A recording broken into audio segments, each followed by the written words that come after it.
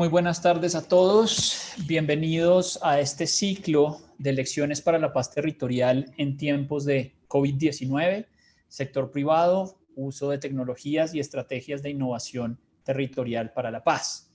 Como ya lo han visto, hoy, mañana y el miércoles vamos a tener 3 paneles de discusión, cada uno concentrado en un tema específico, con un cierre en una plenaria el día viernes de esta semana, para hacer una especie de resumen trayendo las conclusiones principales de todas estas mesas.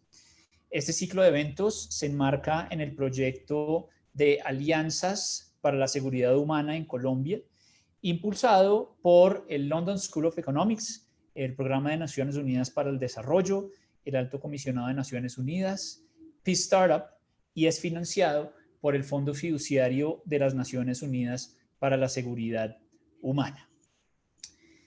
La Universidad del Rosario se suma también a esta red de instituciones que discute los temas de la seguridad humana y busca soluciones y propuestas para lograr el desarrollo en las regiones en estos tiempos de posconflicto.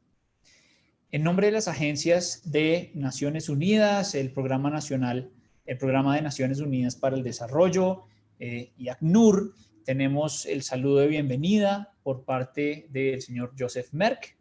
Joseph Merck es coordinador humanitario del Sistema de Naciones Unidas y representante de ACNUR en Colombia. Será quien nos da las palabras de apertura, de bienvenida, y luego continuaremos con nuestro primer panel de discusión. Adelante, Joseph, bienvenido, tienes la palabra. Muchísimas gracias, Oscar. Muy buenas tardes a todos y todas. ACNUR, junto al Programa de las Naciones Unidas para el Desarrollo, London School of Economics, Peace Startup y la Universidad del Rosario, dan la bienvenida a todos los asistentes y panelistas al ciclo de eventos, lecciones de paz territorial en tiempos de COVID, sector privado, uso de tecnologías y estrategias de innovación territorial para la paz. Es un título muy largo, pero muy interesante. Agradecemos su participación, al igual que el apoyo brindado por el Fondo de las Naciones Unidas para la Seguridad Humana y el Gobierno Nacional de Colombia, en especial la Unidad de Víctimas y la Agencia de Renovación del Territorio. Asimismo, nos interesa mucho tener la participación de las comunidades, como aquí hoy están representantes de Tumaco, de Ituango, de otras partes del país.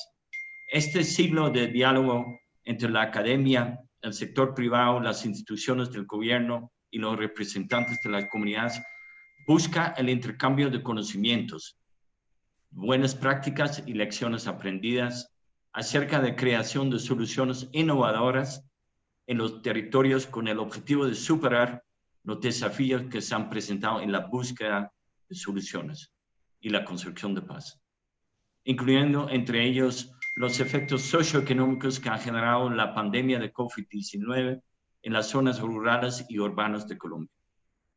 Sin lugar a duda, el conflicto armado interno ha sido uno de los principales factores que ha inhibido el desarrollo económico y la inversión privada en las regiones del país. Según el Registro Único de Víctimas, hay más de 9 millones de víctimas del conflicto armado interno en Colombia, de los cuales alrededor de 8 millones de personas son desplazados internos. Igualmente, y de acuerdo con el monitoreo de ACNUR, a corte del 30 de septiembre de 2020, se han presentado un total de 62 desplazamientos masivos en los departamentos de Nariño, Chocó, Antioquia, norte de Santander, Córdoba y Cauca, afectando aproximadamente 6.122 familias y 18.527 personas, de los cuales 55% corresponden a la población afrodescendiente. La principal causa de estos desplazamientos, en un 68%, continúan siendo los enfrentamientos entre grupos armados en los territorios, seguido de los homicidios y las amenazas. Al lado del tema del desplazamiento interno, también tenemos el tema de los confinamientos que también afecta a muchas personas.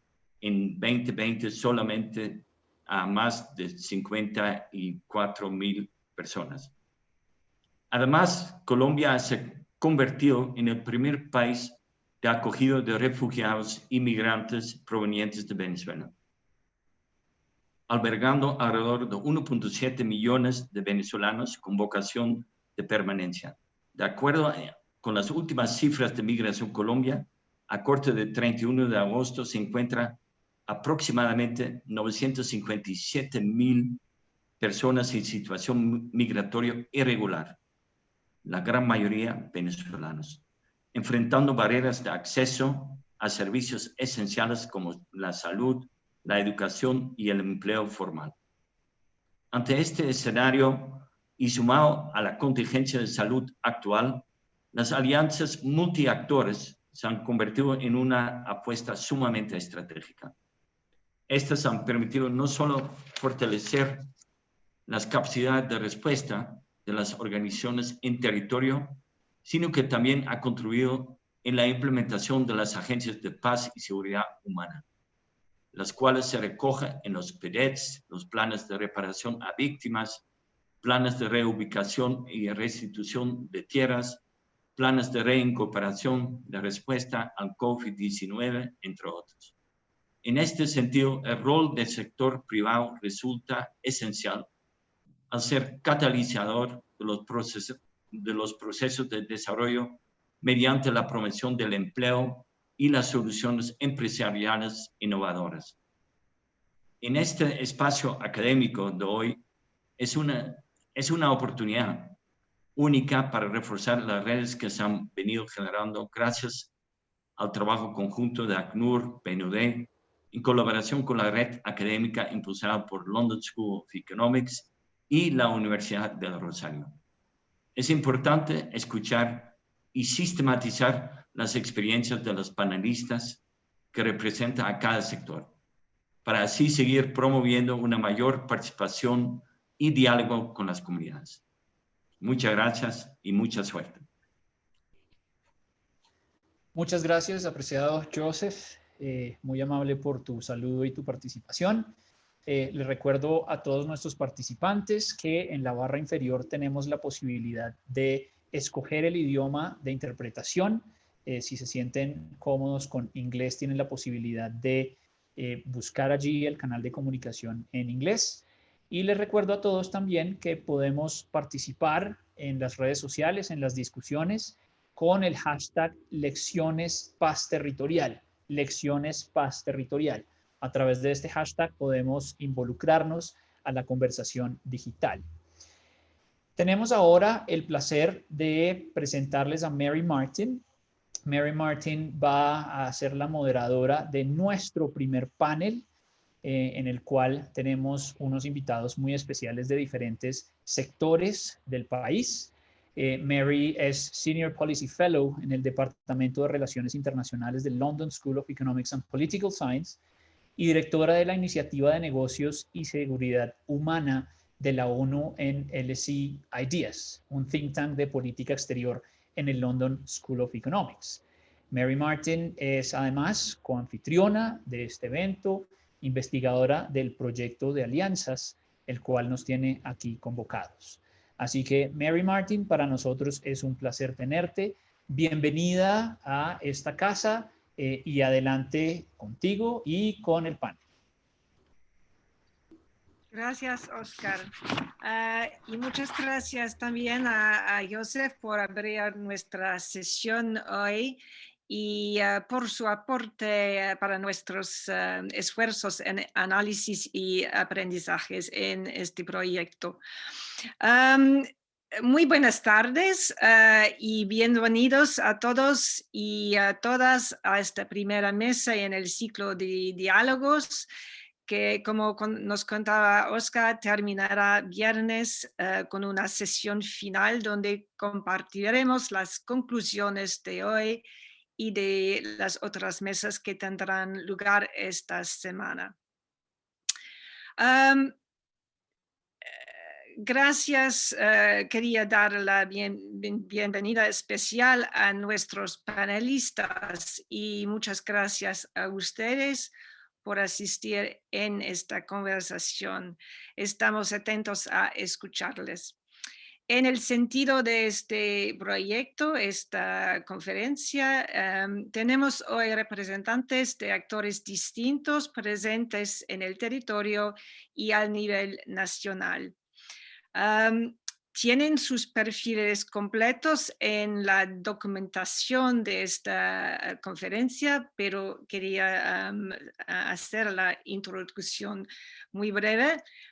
Eliana Biota es cofundadora y directora Mincadev, agencia en análisis de agendas de desarrollo, tendencias, mercados y cadenas de valor. Bienvenida, Eliana. Marcela Aragón es directora de la Fundación Escuela Taller Tumaco. Y Marcela, creo que había dificultades hoy en caso del tiempo en Tumaco, pero muy bienvenida en esta sesión. Ana Carolina Rojas es joven líder del municipio de Ituango, técnica en instalación de redes eléctricas y tecnóloga en supervisión de redes eléctricas de potencia.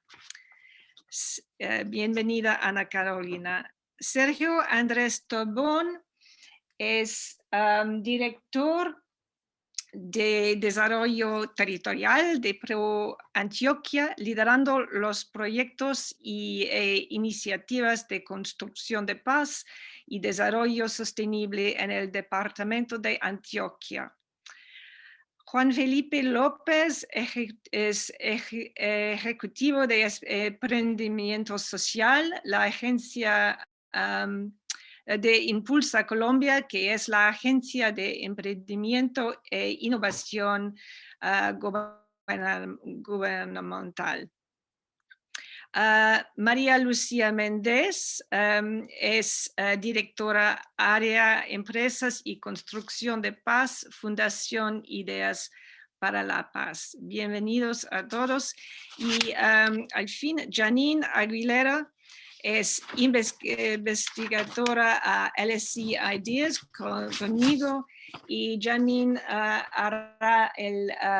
será la relatora y hará el relatorio de nuestra sesión y hará al final de la mesa de hoy, hará un muy breve síntesis de la discusión. Empezamos con nuestro tema de hoy. Es sobre el rol y la contribución del sector privado para enfrentar la crisis, construir la paz y lograr el desarrollo sostenible. En breve, consiste en la seguridad humana. Es uno de los temas principales del proyecto que PNUD y ACNUR están conduciendo con el SIP Startup y aliados del sector público y privado en 5 municipios ZOMAC en Antioquia y Nariño. Y además es una cuestión imprescindible de la política pública hoy en Colombia, cuando estamos enfrentando no solo el postconflicto, la necesidad de asegurar el desarrollo sostenible y la reconciliación, la reintegración en el territorio, especialmente en los territorios los más afectados por el conflicto, sino también el COVID-19 y sus efectos a corto y largo plazo. Y aún más reciente, la crisis en la costa caribe de Colombia. Sabemos que el sector privado, de cualquier forma, empresas grandes, pequeñas, asociaciones, cámaras de comercio, emprendedores, tienen un rol en responder a los retos sociales y a las amenazas que enfrentan las comunidades. El sector privado es un actor integral en las comunidades, los municipios. Su impacto e influencia en la vida cotidiana puede ser imprescindible. Del otro lado, las empresas son cada vez más conscientes de su responsabilidad hacia la población, no solo los empleos, sino la sociedad en términos más amplios. Entonces, ¿cuáles son las experiencias del sector privado y sus interlocutores en el territorio? ¿Cuáles son las buenas prácticas y cómo combinar los esfuerzos de cada actor social, el sector privado incluido, para tener los resultados exitosos? Vamos a escuchar a nuestros panelistas que darán sus perspectivas propias sobre este asunto para entre 5 y 10 minutos de cada una. Después tendremos tiempo para responder a sus puntos de vista, planteando las preguntas y hacer comentarios. Doy la primera palabra a Eliana. Por favor, Eliana Villota, tus pensamientos sobre nuestro tema. Gracias, Mary, muy amable. Puedo compartir aquí pantalla sin problema, ¿cierto? Ok. Perfecto. Bueno, muchísimas gracias por la invitación. Hoy quisiera compartirles algunas reflexiones que derivan de la experiencia que hemos tenido en los últimos años y que nos sugieren algunas prácticas y elementos para generar una relación sostenible entre empresas y comunidades, y sobre todo en el tema que nos atañe aquí en escenarios de posconflicto. Nuestro enfoque de trabajo reconoce los contextos en los que viven las comunidades y los elementos de asimetrías socioeconómicas existentes. Estos se consideran y se van considerando, digamos, de una forma gradual en la medida que vamos identificando y desarrollando oportunidades de negocio para poder acceder a diferentes mercados. En este sentido, el desarrollo de capacidades, tanto de empresas locales o de organizaciones locales y también de la empresa, se da continuamente en el tiempo, no se da como una acción específica y puntual, sino como un proceso incremental. Hoy quiero ejemplificarlo con un caso que hemos acompañado en los últimos 4 años de forma incremental, que es la relación comercial entre una empresa comunitaria llamada Planeta CHB, ubicada en Vigía del Fuerte, y la empresa Alsec Alimentos Secos, una empresa tecnológica y de punta en innovación para la producción de ingredientes alimenticios a partir de diferentes fuentes. Planeta es una empresa comunitaria que está ubicada en Vigía del Fuerte, municipio de Antioquia, vecinos a los municipios de Bojayá y Murindó, justo a orillas del río Atrato, así como lo pueden ver en la imagen. Como ustedes conocen, esta zona del país presenta altas tasas de pobreza. El 59% de la población vive en pobreza. Solo el 20% tiene servicio de alcantarillado. La tasa de necesidades básicas insatisfechas es aproximadamente del 79%. Y en contraste, pues Chocó es una de las áreas con mayor biodiversidad por metro cuadrado en el mundo, pero tiene una de las más altas pérdidas del hábitat por deforestación y degradación del ecosistema. Es un área que históricamente ha sido afectada por el conflicto armado, con dinámicas económicas caracterizadas por una economía extractivista y conflictos ambientales asociados a la explotación de madera y de minería ilegal. En este contexto complejo, las comunidades buscan sus medios de vida en el bosque y en el caso de Planeta, con la palma del Naidí, con el uso sostenible de la palma del Naidí. Voy a describir cómo funciona hoy esa relación comercial entre Planeta, la empresa de origen comunitario, y Alsec, que es una empresa de alta tecnología que produce ingredientes para la industria alimenticia.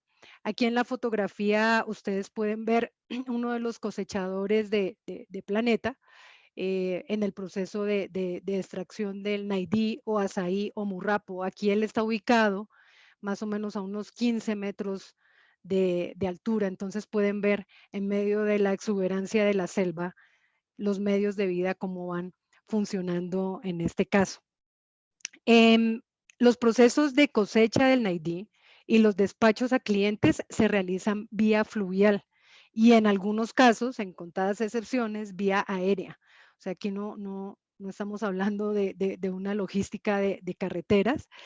En la zona urbana de Vigía del Fuerte se encuentra la planta de producción y es ahí donde ocurren los procesos de selección, de transformación y despacho de la pulpa del naidí y también del palmito en conserva. La pulpa se almacena en congeladores y se despacha en cavas que garantizan la temperatura adecuada para el frío. Sí, estamos hablando de una cadena de frío. Este despacho ocurre vía fluvial, como se los comentaba, desde Vigía del Fuerte hasta Brisas y de Brisas vía terrestre hasta Medellín. Una vez en Medellín, pues llega a la planta de Alsec y allí, a través de sus procesos de tecnología de spray dry, pues se convierte en uno de los ingredientes importantes de la empresa con sus aplicaciones en industria alimenticia y farmacéutica. Aquí el naidí se convierte en naidí en polvo. Y para tener una idea en términos de mercado de qué es el naidí en polvo, pues es el alimento que tiene el mayor contenido de antioxidantes en el mundo. Entonces, en términos de mercado, eso implica que hay diversas aplicaciones, tanto en la industria alimenticia, como en la industria cosmética, como en la industria nutracéutica. De hecho, es un excelente alimento para subir el sistema inmune, las defensas, y en algunos países, como en Canadá y en Brasil, han estado haciendo algunos estudios para poder mitigar algunos efectos del COVID. Es decir, es un superalimento. Aquí les he resumido, muy resumido, en lo que ha ocurrido en 4 años de esta relación comercial, pero para lograr este proceso voy a mencionar algunos hitos que se dan dentro de este tipo de relación. Ocurren procesos de compra, de mejora, de adecuación de infraestructura física y equipos de producción por parte de organizaciones de conservación de bosques y de iniciativas de mitigación del cambio climático. Para la fijación del precio, se reconocen elementos clave sociales y ambientales, tanto en la estructura de costos como en la forma en que se lleva a cabo el modelo de negocio. El trabajo conjunto entre Planeta y Alsec permite ajustar las prácticas que venía desarrollando Planeta allá en su territorio y los empieza a ajustar a los requerimientos de mercado, de un mercado que va a este tipo de oportunidades de nicho y que son un poco más especializadas. Como lo mencionaba al principio, este caso empieza a sugerir algunas ideas para generar una relación sostenible entre las empresas y comunidades. La primera lección es que la empresa logró entender que hay un desfase temporal, es algo que nosotros llamamos desfase temporal, porque hay una diferencia entre los ritmos de una empresa de alta tecnología como Alsec y una empresa comunitaria que se desarrolla en condiciones como las que tiene Vigía del Fuerte, como las que tiene el Chocó. Aquí les voy a dar un ejemplo. Vigía del Fuerte no tiene energía eléctrica constante. Entonces, como vieron ustedes, esto es pulpa congelada y hay unos procesos de transformación en la planta de Planeta de Vigía del Fuerte. El flujo de corriente es inestable. Entonces, aquí se empieza a plantear una cantidad de restricciones y retos frente a los cuales tanto la empresa como Planeta empiezan a trabajar y a mirar cómo hacia dónde podría enfocarse el asunto.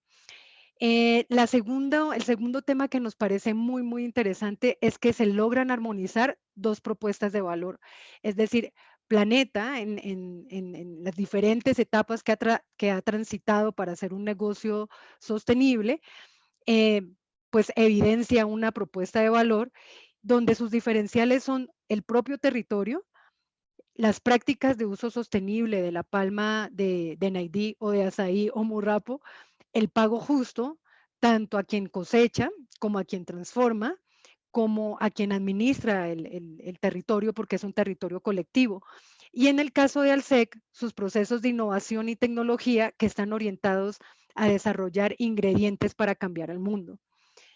Es decir, que se logra una integración entre esos dos propósitos empresariales.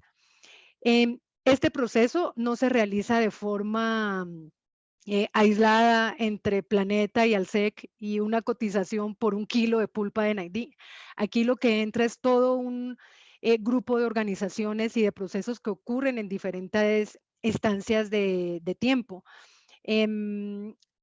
Aquí lo que ha ocurrido es que entre estos grupos de actores, nosotros usamos un poco esta metáfora de que se entregan esta posta para poder facilitar un proceso incremental. Por ejemplo, nosotros hace muchos años iniciamos el proceso con el Fondo Acción, pues aquí se generaron algunos elementos del modelo de negocio y algunas conexiones de mercado.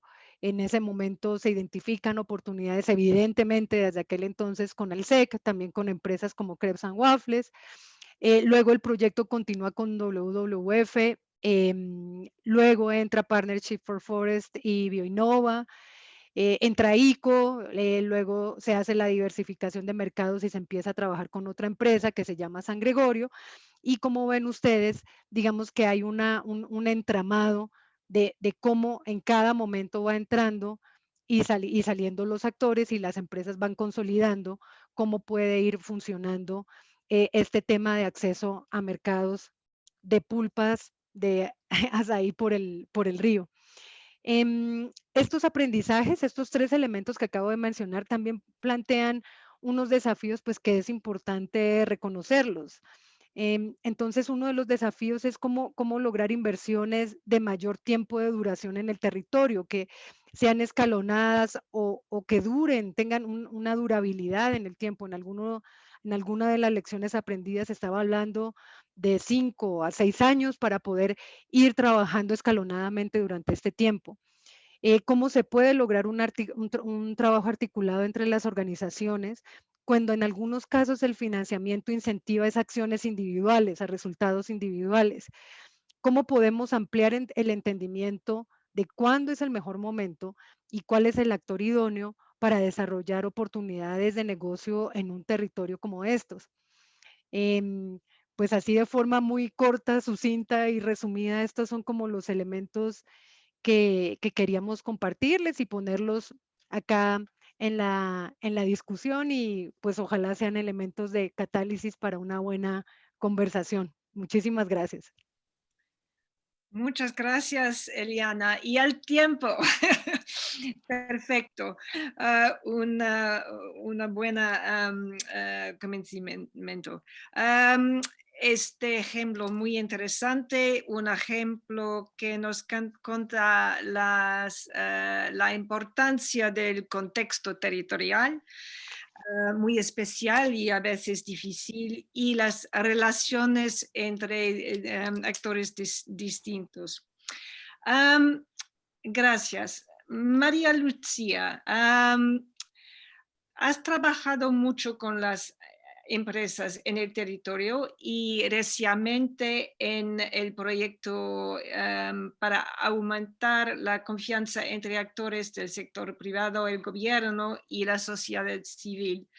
Cuéntanos de tu experiencia, los puntos importantes para esta discusión. Por favor, la palabra está a ti. Gracias, Mary, y gracias, Eliana, también, porque me gusta mucho escucharte, ya que hemos trabajado, nos conocemos y sabemos lo importante del trabajo y lo complementario. Creo que queda muy bien poder hablar después tuyo para complementar las ideas que has mencionado con lo que trabajamos desde la FIP. La Fundación Ideas para la Paz es un centro de pensamiento y en este panel tengo esta tarea de, desde un poco la academia, aunque no seamos formalmente la academia, pero sí desde el conocimiento de una organización como la nuestra, cómo es que vemos este asunto del papel del sector empresarial y, como Mevi decía, particularmente alrededor del tema de confianza.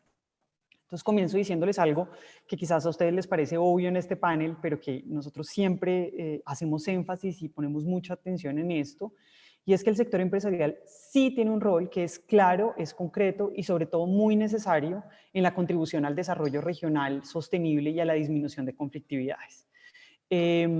En muchos escenarios pareciera que no se viera clara esa relación entre las actividades productivas y económicas y la realidad de las regiones y comunidades. Y hemos estado, seguramente ustedes también, en muchos escenarios en los cuales la discusión es alrededor de cómo es el papel del Estado, que por supuesto es el primordial, pero no el único, alrededor de cómo podemos enfrentar estas dos realidades y en algunos casos problemáticas. Y nosotros en la FIP hemos trabajado y estudiado mucho a lo largo de estos 20 años de esa relación específica del sector empresarial con el desarrollo sostenible y la construcción de paz, y hemos encontrado que se trata de asuntos, como les decía, concretos y estratégicos.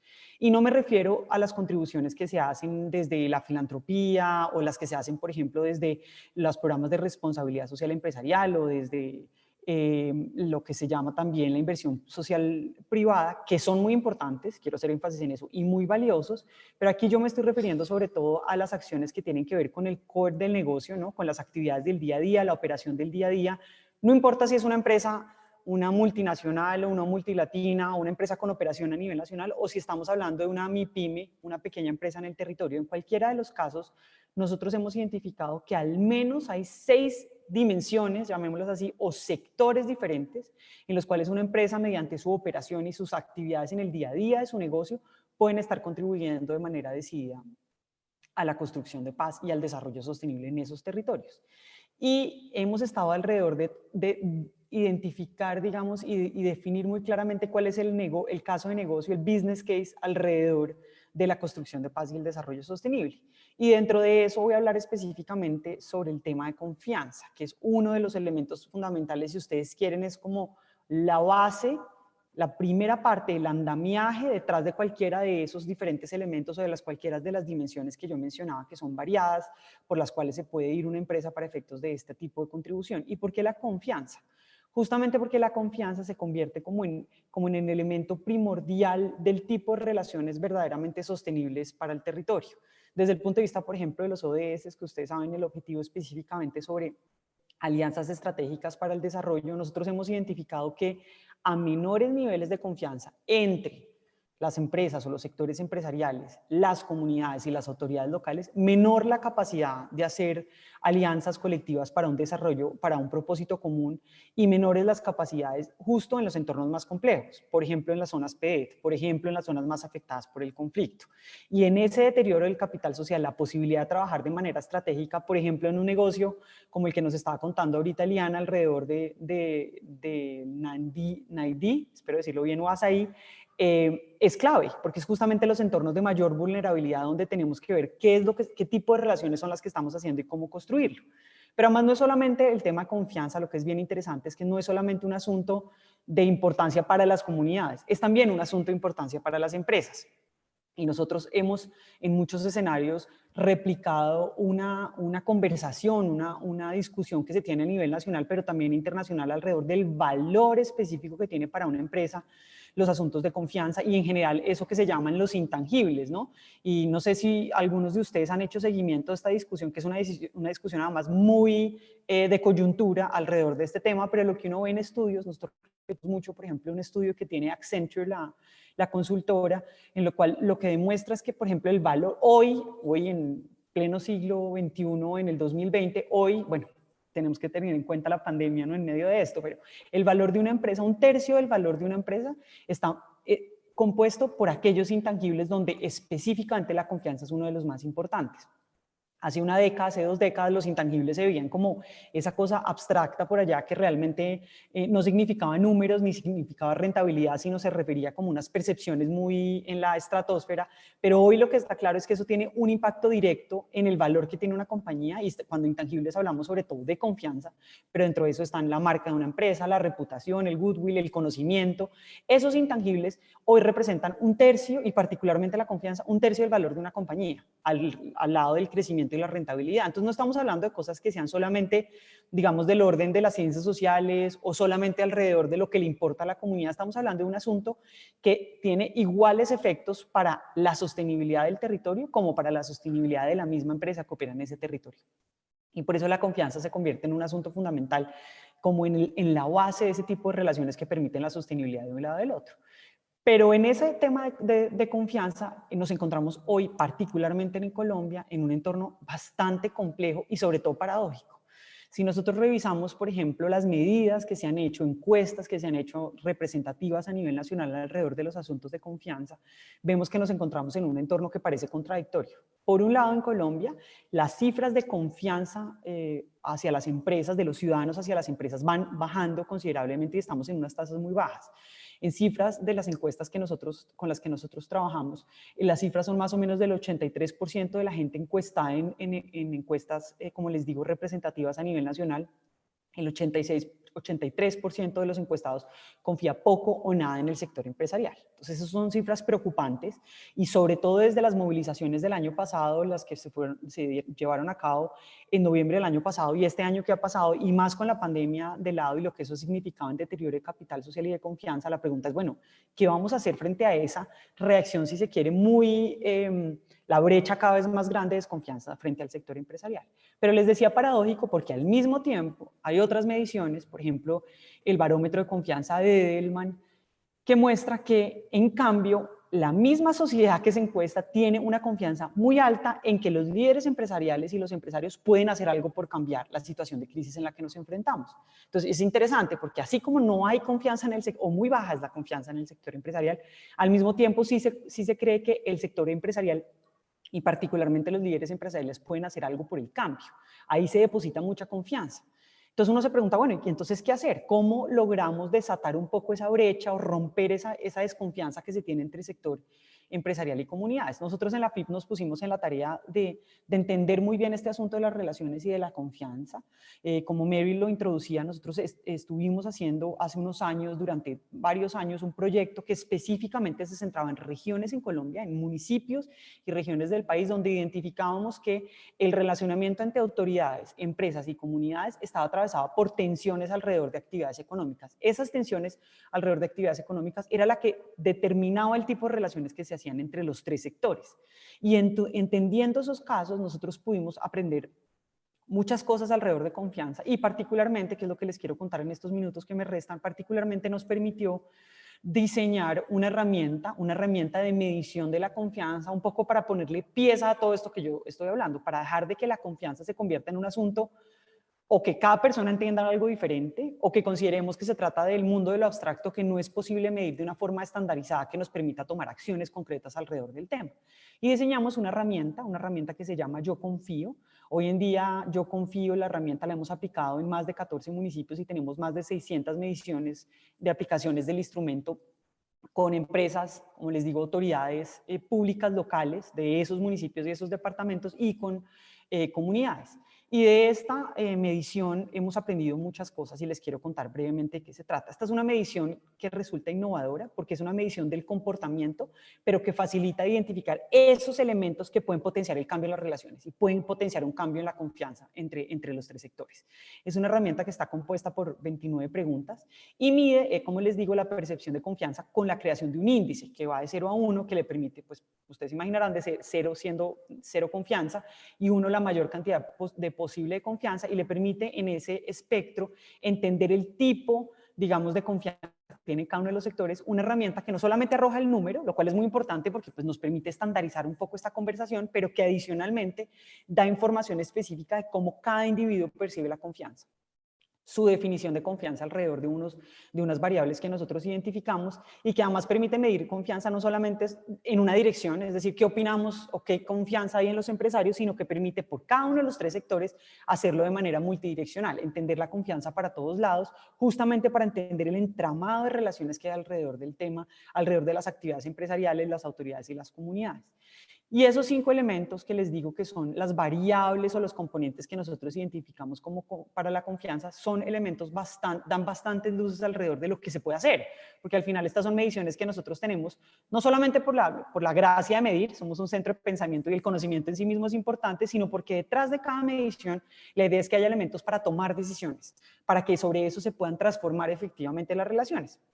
Y aquí les decía, son 5 los elementos o las variables. Uno es pertenencia, es decir, la percepción que se tiene sobre que ese sector pertenece al territorio, se siente parte de ese territorio y se ve así.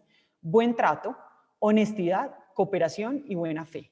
Esos son los 5 elementos a las variables que pueden incidir en el tipo de relacionamiento y de la manera como construye o, al contrario, inhibe la confianza que se tiene en los sectores.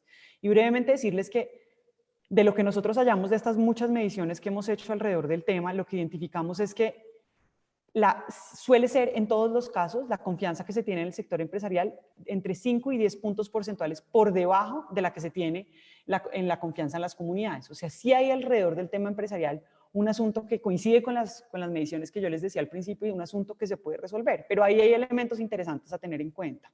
Por ejemplo, uno de los elementos que yo les mencionaba de los componentes que de manera más directa tiene que ver con la confianza en el sector empresarial es los temas alrededor de transparencia y el adecuado manejo y difusión de la información, es decir, de la manera como se trabaja en la información que se brinda, cómo se construye, qué información se le da a las comunidades, qué tan transparente, abierta se construye esa información, qué tanto de un lado al otro en las conversaciones, en los espacios de diálogo formales se lleva esa información a las comunidades, a las autoridades, es justamente donde mayor se construye la confianza. Y por eso nosotros hemos hecho tanto énfasis en construir unos escenarios de conversación, realmente de diálogo, con un propósito y unas reglas claras definidos que permita efectivamente que fluya de una manera mucho más clara la información, pero además que se puedan construir espacios de toma de decisiones colectivos.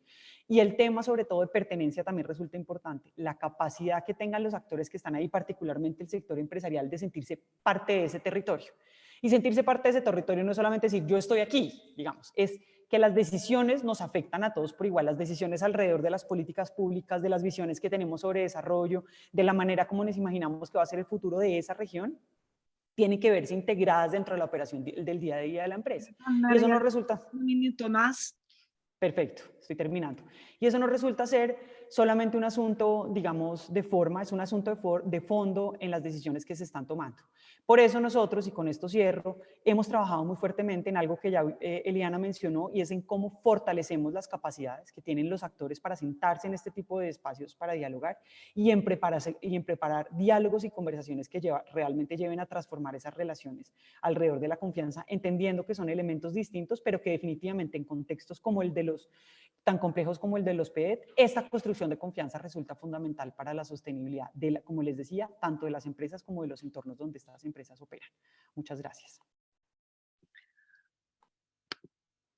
Muchas gracias, María Lucía. Creo que su estudio es muy, muy importante, muy interesante.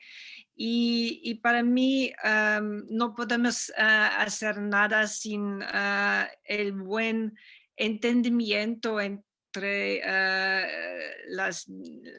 los actores distintos con opiniones y perspectivas muy, muy distintas, muy diferentes, pero estas percepciones entre ellos deben estar basadas en las condiciones por terreno, ¿no? Las amenazas, las oportunidades, las necesidades. Entonces, cuando hablas de confianza, estará una confianza basada en la realidad por terreno. Pero muchas gracias y mencionaba también el asunto de las capacidades y capacidades también creo que es un elemento muy importante para fortalecer estas alianzas, estas colaboraciones entre los actores en el territorio. Bueno, quería pasar y ahora escuchar de dos ponentes del territorio. Marcela, por favor, de Tumaco, su punto de vista sobre la contribución del sector privado en su territorio. Te doy la palabra. Hola, muy buenas tardes. ¿Me escuchan bien? Perfectamente, gracias. Ok, maravilloso. Como ya les contaba, tenía problemas técnicos por la lluvia, pero sé que está todo ok. Bueno, primero decirles que estoy fascinada de estar compartiendo este espacio con personas pues que realmente nos están aportando muchísimo con el tema pues que se está presentando el día de hoy. Y bueno, en mi concepto realmente y desde nuestra experiencia, las alianzas estratégicas son tan importantes como necesarias porque permiten responder de manera, digamos que oportuna e inmediata y generar mayor impacto en relación pues con el asunto que se quiere atender. Y en este caso pues sería como responder de manera inmediata ante situaciones de crisis. Nosotros o nuestro rol como institución, como Escuela Taller de Tumaco, es ser como un catalizador de los aportes del sector privado, de gobierno nacional a través del Ministerio de Cultura, de la cooperación internacional, pero también de aliados del territorio y todos estos esfuerzos direccionados hacia la comunidad. Nosotros como institución, básicamente, digamos que estamos valorando, protegiendo, salvaguardando el patrimonio cultural, material e inmaterial de la región a través de procesos de enseñanza en oficios tradicionales que están liderados por maestros y maestras de la región. En este sentido, digamos que la formación está dirigida hacia jóvenes en situación de vulnerabilidad, que han sido mayoritariamente afectados por el conflicto armado, por la violencia, pues entendiendo que Tumaco es uno de los contextos más, o presenta uno de los contextos más complejos en este momento en el territorio nacional. Entonces, llegar como con este tipo de propuestas que de alguna manera sirvan como de una estrategia o una forma para que los jóvenes puedan contribuir o consolidar sus proyectos de vida y que vean en estos una opción para generar ingresos a través de la empleabilidad o a través del emprendimiento, que es algo que también estamos impulsando como institución, y además pensando en que Tumaco es un territorio, al igual que el Pacífico, donde las oportunidades, digamos, o las tasas de desempleo son muy altas, la calidad de la educación es muy baja. Pues digamos que hay otros temas como las necesidades básicas insatisfechas que realmente afectan el desarrollo de la región, sumado al tema pues como de la explotación del territorio por externos, en fin, entonces hay una cantidad de cosas que sin duda alguna este tipo de estrategias que adelantamos no solo desde la Escuela Taller de Tumaco, sino desde el Ministerio de Cultura a través del Programa Nacional de Escuelas Talleres, buscan precisamente aportar a ese desarrollo humano, a ese desarrollo de las regiones a través de estos temas que les acabo de mencionar. Y realmente ha sido como muy positivo porque más allá de la formación en sí, de decir, bueno, vamos a transmitir un conocimiento, de brindar unas herramientas para que los jóvenes puedan aprender un oficio, puedan generar unos ingresos, mejorar su calidad de vida, etcétera. Nos interesa mucho el tema del acompañamiento psicosocial, y es que en contextos como el nuestro, donde estamos como sometidos a muchas circunstancias, a muchas situaciones que realmente nos vulneran pues a todos los tumaqueños, pero hay jóvenes, hay personas que son muchísimo más vulnerables frente a otros, aún estando dentro del mismo territorio. En ese sentido, nosotros como institución tenemos la bendición de contar con una herramienta metodológica que se llama la Caja de Herramientas, la cual nos ha permitido implementar la cultura de paz. Digamos que acá en nuestro pensum hemos incorporado temas de justicia restaurativa, construcción de paz, equidad de género, derechos humanos, entre otros temas que sin duda alguna son importantes para generar o fomentar el carácter resiliente de los jóvenes, y pues por tanto digamos es muy complementario al tema de la formación técnica. Decirles también que también valoramos mucho el tema del conocimiento de los maestros, de los sabedores, porque generalmente se piensa que únicamente las personas que pueden portar un título egresados de una universidad son los que están llamados o son los indicados para ser instructores o formadores, pero resulta que tenemos estos maestros que cuentan con una trayectoria, una experiencia, entonces contribuir también a ese relevo generacional que se está o que estamos impulsando ha sido bastante interesante y un aporte pues claramente para la comunidad. Entonces vamos a proyectar un video que dará cuenta como de una partecita de esa contribución que hacemos, les repito, con esos aportes del sector privado, pero también de la cooperación internacional y de gobierno nacional.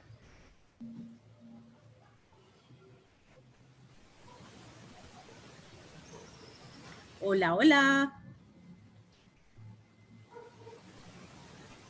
Bueno, entonces mientras nos ayudan con la proyección del video.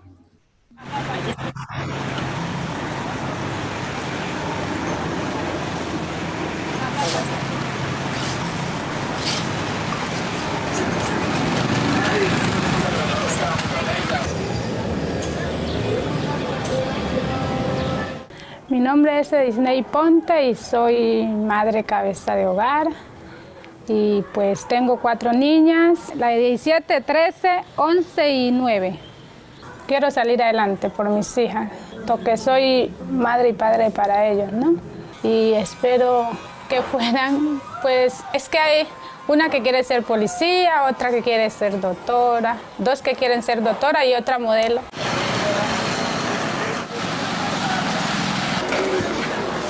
Yo siempre he trabajado en la cocina, en Cali, Bogotá. Siempre ha sido cocina, entonces pues quería saber más, llegar más a fondo. No quiero quedarme solo en el bachiller. Quiero especializarme si es posible, ser una chef.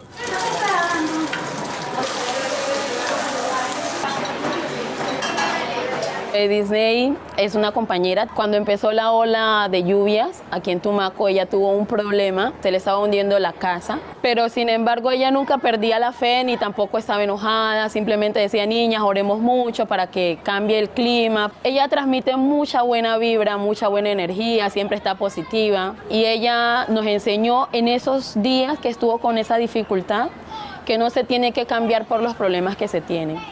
A veces me derrumbo por lo que no tengo trabajo fijo para mantenerlo, pero después digo no, para adelante, porque pues igual la vida sigue, ¿no? Y si no hago esto, pues ¿qué más puedo hacer? Casos como el de Edisney son el ejemplo de la lucha, de la resistencia y del empoderamiento de las mujeres tumaqueñas, de las mujeres afro, jóvenes, que han tenido que resistir, por un lado, pues, a las difíciles condiciones socioeconómicas de Tumaco y también a la violencia pues, que ha tenido lugar en la costa pacífica nariñense durante los últimos años. Ellas son de esas mujeres por las que uno sabe que tiene que seguir trabajando en Tumaco, además porque muestran toda esa fortaleza que hay en las mujeres tumaqueñas. La escuela taller cambia vidas, incluso la mía, porque nunca pensé que se me diera esta oportunidad de asistir a esta escuela. Y pues las clases que hemos tenido con la profesora María Alejandra me han servido de mucho. Lo transforma por completo a uno. Uno aprende mucho ahí, en tanto como en la cocina, como competencias humanas. Aquí en esta escuela creo que el vínculo es eterno, o sea, es hasta que el estudiante lo desee, porque además de ofrecerle todos los conocimientos y toda la formación, estamos preocupados porque ellos sí puedan ejercer todo eso que han aprendido y no necesariamente lo ejerzan como empleados en otros lugares, sino que puedan formar empresas y se puedan agrupar y hacer proyectos sostenibles, que es lo que realmente necesita Tumaco.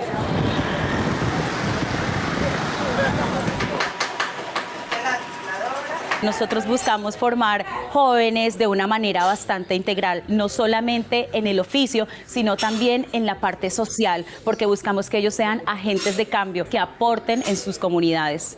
Lo que hemos venido trabajando es precisamente que entre grupo, como escuela, como mujeres, como miembros de un barrio, pues aprendamos la importancia de estar juntos, la importancia de la solidaridad, la importancia de la empatía.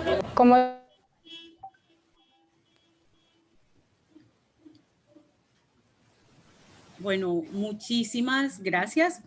por proyectar este video.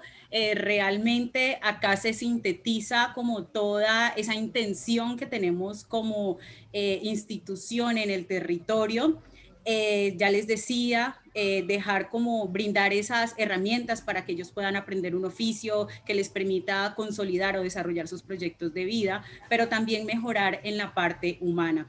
Decirles que los aportes de la empresa privada, de la cooperación y del gobierno nacional, nosotros no lo vemos tanto desde el punto de vista asistencialista, puesto que esto nos ayuda precisamente a dejar esa capacidad instalada, a transformar esas vidas, como la de Edisney, quien nos contaba como una parte de cómo es su vivencia, de sus sueños, de sus anhelos. Entonces, como estos casos son casi todos, y acá quisiera aprovechar para decir que, por ejemplo, una alianza con ACNUR, con el PNUD, nos permitió realmente llegar a zonas rurales donde nosotros no habíamos llegado. Teníamos concentrada como todo nuestro campo de acción en Tumaco, zona urbana, pero veíamos la necesidad también de llegar a otros territorios, y digamos que cuando llegan los privados, cuando llega la cooperación, podemos acompañar otras comunidades, podemos seguir brindando oportunidades, y sin duda alguna esa confianza, digamos, que se ha generado en la Escuela Taller de Tumaco es por ese compromiso que tenemos con el territorio, por la honestidad y por la transparencia que tenemos con el manejo, con la ejecución de los recursos, y porque realmente los resultados saltan a la vista. Y es que más allá de pensar en indicadores, de decir nosotros graduamos X número de personas al año, es pensar, bueno, realmente a cuántas vidas logramos transformar durante este proceso formativo. Entonces, estamos haciendo como un tema de seguimiento laboral constante, un acompañamiento psicosocial, y realmente esos son los verdaderos indicadores, pues además de que cada vez son más los privados, cada vez más son las entidades de cooperación que miran hacia la escuela, precisamente entendiendo la importancia y el impacto que estamos generando en términos académicos, culturales y sociales. Muchas gracias. Muchísimas gracias, Marcela. Muy bien. Estas imágenes de Tumaco y el trabajo bonito de la Escuela de Taller que conducen es realmente muy impresionante. Y creo que las historias personales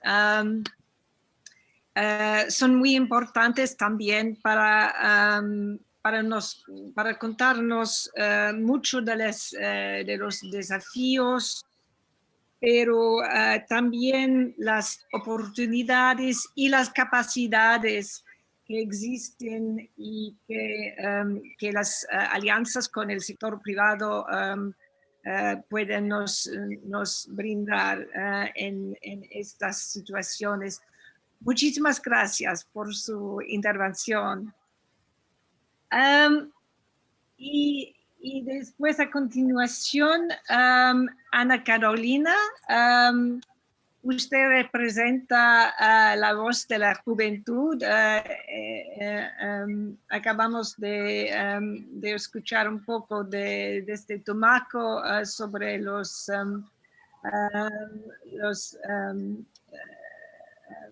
capacidades y las posibilidades de los jóvenes. Pero, ¿qué es su perspectiva sobre el impacto, el rol del comercio, las empresas en mejorando o de otra manera influyendo la construcción de paz? Ana. Hola, muy buenas tardes. Primero que todo, me siento honradísima de poder compartir este espacio con ustedes. De verdad que para mí, como joven líder del municipio, es un honor estar con ustedes. Bueno, realmente el aporte del comercio es importantísimo en el territorio, debido a que nosotros en Ituango durante muchos años estuvimos padeciendo de un abandono estatal. Entonces aprendimos a transformarnos, digamos, como desde nuestros propios... Esto es algo cliché, ¿no? Pero aprendimos como a transformarnos y a renacer de las cenizas que nos dejó la guerra. Entonces, sí, digamos como que Ituango, más que todos los recursos que ingresan, vienen por pago de impuestos y impuesto predial, industria y comercio, ¿cierto? De los locales comerciales que hay en el territorio. Y eso, de cierta manera, es una retribución general a también, digamos, como que el impacto social que puedan generar desde esto, además de la generación de empleo. Realmente, desde que empezó el tema del posconflicto y esto, han llegado varias entidades al territorio, ¿cierto? Con la intención de ayudarnos a transformarlo, con la intención de brindarnos como otras alternativas. Ituango es un municipio que tiene mucho potencial económico, digamos como a nivel también de producción. Nosotros desde el punto de con ACNUR y con FENALCO, que ellos están en una alianza para también trabajar este tema del posconflicto, le han apostado al territorio y le han apostado al emprendimiento. Entonces es increíble ver cómo jóvenes de zonas rurales alejadísimas tienen, digamos, sus propias ideas de negocio y las hacen realidad, las hacen, digamos, tangibles, y son momentos en que nosotros como jóvenes tenemos la oportunidad de mirar, o sea, se nos despejan la mente y podemos mirar todas las posibilidades que tenemos para elegir, ¿cierto? Ya sea con esos ingresos económicos que vamos generando con nuestras mismas ideas de negocio, si eso lo queremos reinvertir en nuestro negocio, si queremos invertir en otros negocios del municipio, si lo queremos invertir en educación. Por suerte, en el territorio ahorita, gracias a la gestión de muchas organizaciones, se han venido dando, digamos, ciertas becas, oportunidades de estudio. Además, también, gracias a ACNUR y otras entidades, hemos tenido la posibilidad de formarnos en ciertos diplomados como en derechos humanos, en habilidades para la vida, y todo esto en una formación integral que nos permite a nosotros como jóvenes trabajar cada día para transformar el territorio y haciendo alianzas estratégicas con los sectores, con los productores, con los comerciantes de acá. Entonces, porque yo en mi idea de negocio inició el año pasado, comercio, pues iniciamos como con la fabricación de ciertos textiles. Es importantísimo y es muy interesante ver cómo en Ituango se maneja la economía y cómo se pone a circular el dinero en el mismo territorio, porque entonces se fabrica una prenda acá, se vende en un almacén del mismo municipio y ni siquiera se vende en el almacén del mismo municipio, sino que se puede vender desde el mismo local o desde, bueno, en este caso desde las mismas casas, y ver cómo esa plata va circulando, porque la señora que compró, me pagó la pijama, yo con eso voy a pagarle a los servicios, y digamos como así empezamos a manejar, digamos como la alimentación. Entonces ya se beneficia el supermercado del municipio, entonces el supermercado le paga a sus empleados, que gracias a Dios todos son del municipio. Entonces, esto es el comercio en Ituango es una de las principales fuentes de empleo. Además, también para nadie es un secreto que nosotros contamos con una hidroeléctrica en construcción, que también es fuente de empleo, tiene empleos dignos, con ingresos dignos, que permiten a las familias tener otra fuente de ingreso, pero también les permite trabajar en sus propios proyectos de vida, creando también medios de vida. Entonces, esto nos permite a nosotros como territorio transformarnos y ver la otra cara de la moneda y enseñarle al mundo la otra cara de la moneda. ¿Cuál es? Que Ituango es un territorio de gente pujante, de gente inteligente, de gente que tiene capacidades extraordinarias, porque también contamos con jóvenes talentosísimos en todos los campos. Es increíble la diversidad cultural que se puede encontrar en este territorio y la manera en que hemos aprendido a trabajar, la resiliencia que hemos tenido durante estos años, como que hemos dejado esa resignación que sentíamos por lo de la guerra. Y aunque sí hay situaciones complejas, porque para nadie es un secreto que todavía tenemos cosas por las cuales seguir luchando, contra las cuales seguir peleando, pero ya tenemos armas y herramientas, y sobre todo tenemos ganas de seguir enfrentando esas situaciones complejas. Entonces, es importantísimo que nosotros como jóvenes sigamos trabajando por esto que nos motiva a seguir adelante, que son las ideas de negocio, ¿cierto?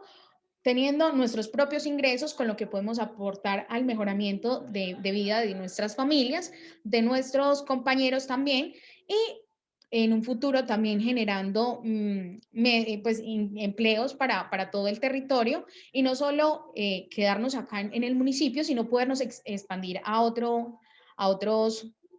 municipios de más. ¿Cuánto tiempo me queda? Qué pena.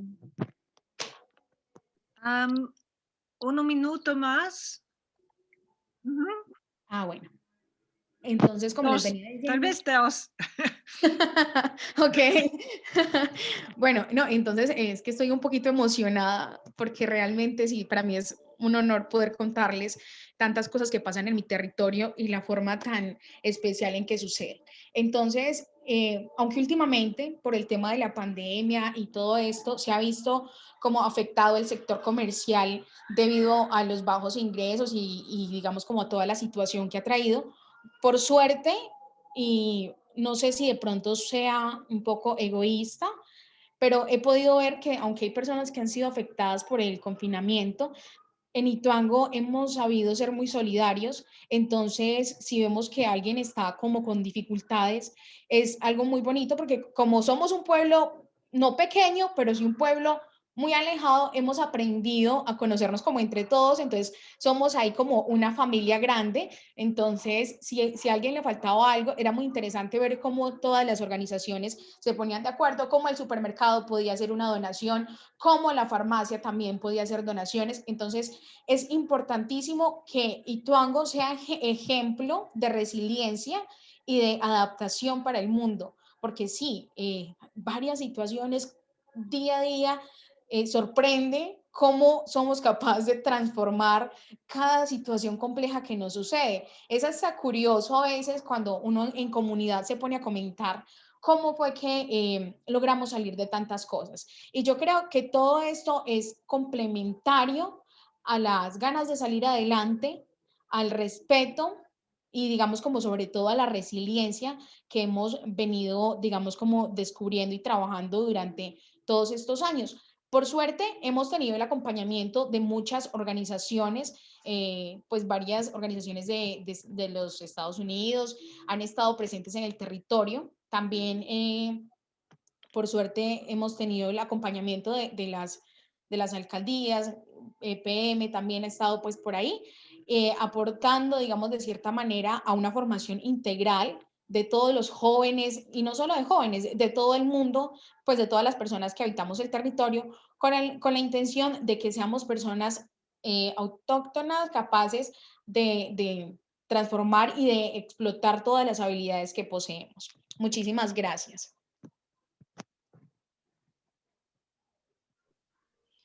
Muchísimas gracias, Ana Carolina, y gracias sobre todo por recordarnos